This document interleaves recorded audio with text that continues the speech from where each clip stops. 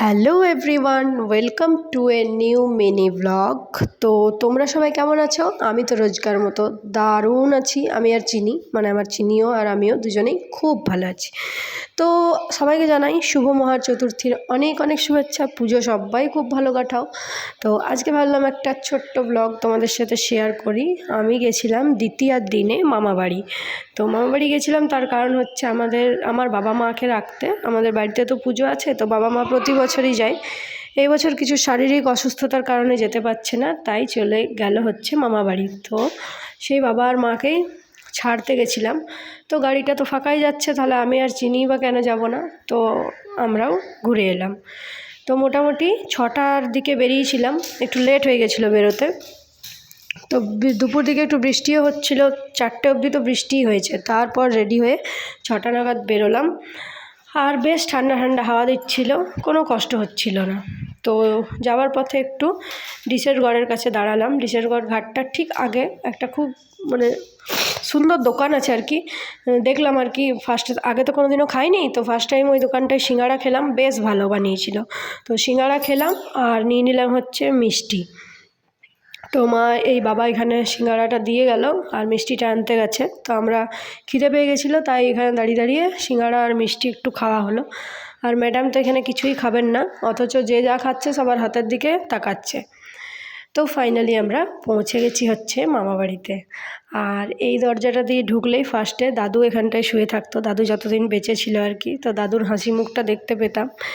এখন এখানটাতে দিদা শুয়ে থাকে না, মানে দিদার একটু প্রবলেম হয়েছে, একটা অপারেশন হয়েছে ছোট্ট পায়ে, যার জন্যে দিদা এখন হাঁটা চলাটা কিছুদিনের জন্য করতে পারছে না। তো যাই হোক, দিদার এই হাসি মুখটা দেখেও শান্তি। মানে প্রতিবারই যখনই যাই তখনই বলতে থাকে যে আবার কবে আসবি, আবার কবে আসবি, বা আজকে থেকে যা, এরকম একটা ব্যাপার। তো সেদিনকে তো আর রাতে থাকা হবে না, ফিরে আসতে হবে তখনই। তো দিদার সাথে বসে বসে একটু গল্প করলাম, এইসবই বলছিল আর কি, তোরা এলে থাকিস না, চলে যাস। যাই হোক, তো দিদা চিনিকে প্রচণ্ড নেওয়ার চেষ্টা করছে, আর চিনি কিছুতেই যেতে চাইছিল না। অবশেষে চিনিকে কোনোরকমভাবে বুঝিয়ে সুঝিয়ে আমার ব্যাগটা দিয়ে ওখানটায় বসানো হয়েছে, আর দিদা খেলছে এখন চিনির সাথে। আর প্রচণ্ড সর্দি কাশি হয়ে গেছে আমার এই মুহূর্তে, আর চিনিরও সেদিনকে একটু সর্দি ছিল, যার জন্য একটু কান্নাকাটি করছিল, অল্প স্বল্প, খুব বেশি না। তো যাই হোক, চলো তারপরে আমরা গল্প করতে শুরু করলাম। মা মাসি দিদার সাথে গল্প করলে তো আর শেষ হওয়ার নয়। তো এরপরে হচ্ছে কি খাবো সেটা চলো দেখাই। মাসি একটা জিনিস বানিয়েছিল, তোমাকেও তুলবো। মাসি কি বানিয়েছো? তাহলে টেস্ট করে দেখি নাকি? ওহো, বিশাল, মানে পুরো জিভে জল চলে আসছে আর কি। মাসি যেটা বানায় সেটাই অবশ্য ভালো হয়। মানে এই হচ্ছে আমার মাসি। হ্যাঁ, আগেও তোমরা দেখেছো ভিডিওতে, আগে একবার মামা বাড়ি এসেছিলাম সেদিন। তো যাই হোক, এই মাসির রান্না খুবই ভালো। এখন দই বড়াতে সেও ভাজা ছড়িয়ে দিচ্ছে। এই হচ্ছে এক প্লেট, আর এই হচ্ছে এক প্লেট। এইটা কি ভাজা মশলাটা নাকি? চলো খেয়ে দেখি। ও লঙ্কা গুঁড়ো আছে, আর এই দিকটাতে রয়েছে মিষ্টি।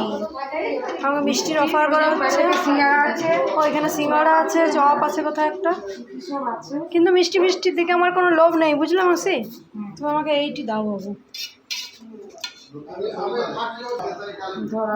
এই হচ্ছে আমার প্লেট। হ্যাঁ, দই একটু দাও, অল্প ব্যাস ব্যাস ব্যাস। চলো খেয়ে দেখি। মা তুমি খাবে না? খাবো।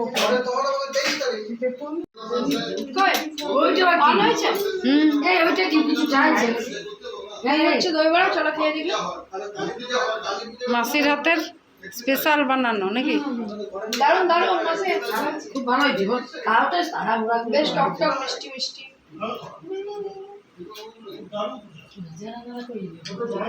রাজার পালসারটা দাঁড়িয়ে আছে, কত ফোন করেছিল রাজাকে।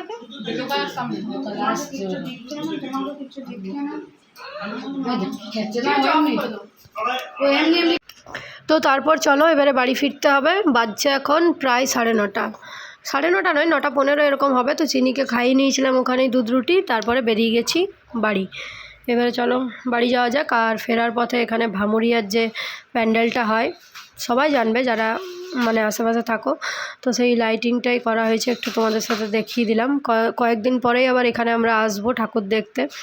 যাই হোক, চলো আজকের ভিডিওটা তাহলে এ পর্যন্তই। সবাই ভালো থেকো। ভিডিওটা ভালো লাগলে একটা লাইক করে চ্যানেলটা সাবস্ক্রাইব করে দিও। আর এই হচ্ছে নিতুরিয়ার প্যান্ডেলটা, দেখা যাচ্ছে না যদিও বা, তাও একটু দেখানোর চেষ্টা করলাম।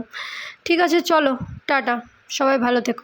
আমরাও বাড়ি যাই, তারপরে বাড়ি গিয়ে রেস্ট নিই। শরীরটাও সেদিনকে প্রচণ্ড খারাপ ছিল। এই হচ্ছে প্যান্ডেলটা। চলো টাটা।